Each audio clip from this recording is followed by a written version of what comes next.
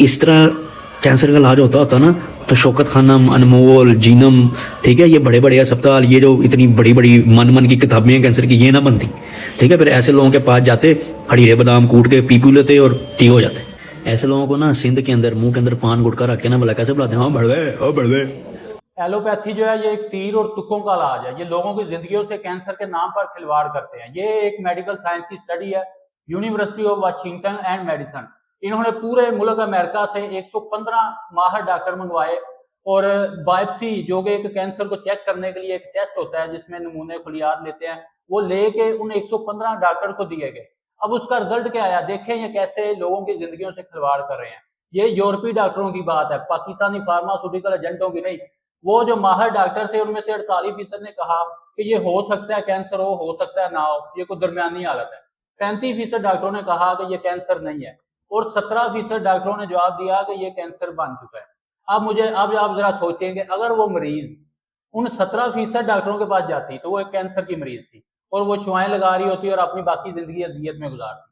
अगर वो जाती 35% डॉक्टरों के पास तो वो एक नॉर्मल मरीज होती जिसको कैंसर नहीं था। और अगर वो जाती 48% डॉक्टरों के पास, फिर वो उनके साथ इस तरह हाथ रख के सोच रही होती, हो सकता है मुझे कैंसर हो सकता है मुझे कैंसर ना हो।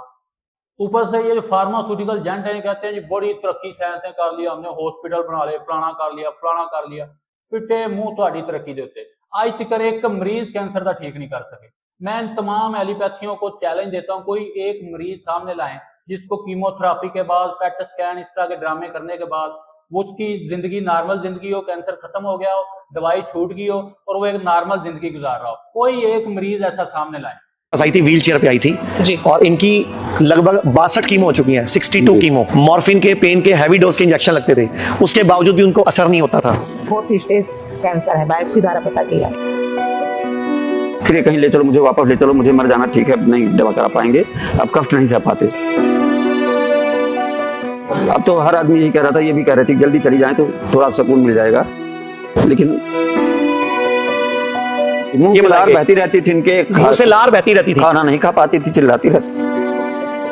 देखिए आंखों में आंसू हैं लेकिन आप एक जिंदगी दे रहे हैं। नहीं, 4 साल से बीमार थी, यहाँ 13 दिन में चलने लग गई हैं। व्हील चेयर पर आई थी और देखिए चलती हुई आपको ये नजर आ रही हैं। मैं तो डेफिनेटली कहना चाहूंगी, कुछ भी हो जाए, बॉडी में कोई भी सिम्टम्स आए, बिल्कुल भी एलोपैथी के हॉस्पिटल में मत जाओ। तो डॉक्टर के पास गए तो डॉक्टर ने कहा कि ट्यूमर हो सकता है, MRI करें। तो MRI में फिर पता लगा कि आईज के अपर आईज में ट्यूमर है। फिर इंट्राआर्टेरियल कीमोथेरेपी चला, एक साइकिल कीमोथेरेपी के बाद आई का विजन लॉस हो गया। फिर डॉक्टर ने कहा कि अभी विजन चला गया है तो आप आई रिमूव करके उससे 99% चांसेस है कि आपका कैंसर जो है रिकरेंस नहीं आएगा। तो उनकी बातों में आके हमने पूरा आई रिमूव किया।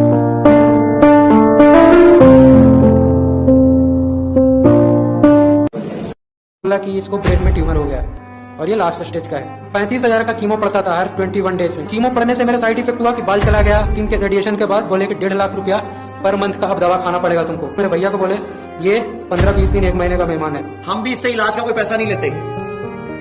सिर्फ 8 दिन में गांठ खत्म किया, इन्होंने 15 दिन में खत्म किया, इन्होंने 8 दिन में खत्म किया। ये बिल्कुल सही कह रहे हैं आचार्य जी। मैं सीधा हिम्स में आई, जो भी यहाँ की ट्रीटमेंट थी वो सारा दिया और उससे आज मैं बिल्कुल स्वस्थ। मेरे भी गांठ लगी, फर्स्ट वीक की 7 mm, मैंने कोई ध्यान नहीं दिया, मेरी 40 mm पे पहुँच गई नेक्स्ट वीक। मैंने घर पे ही किया इनका उपचार सारा और अब विदिन 15 डेज में मैंने दवाइयों, एक्सरसाइज से और कार्डों से अपनी गांठ बाहर निकाल दी।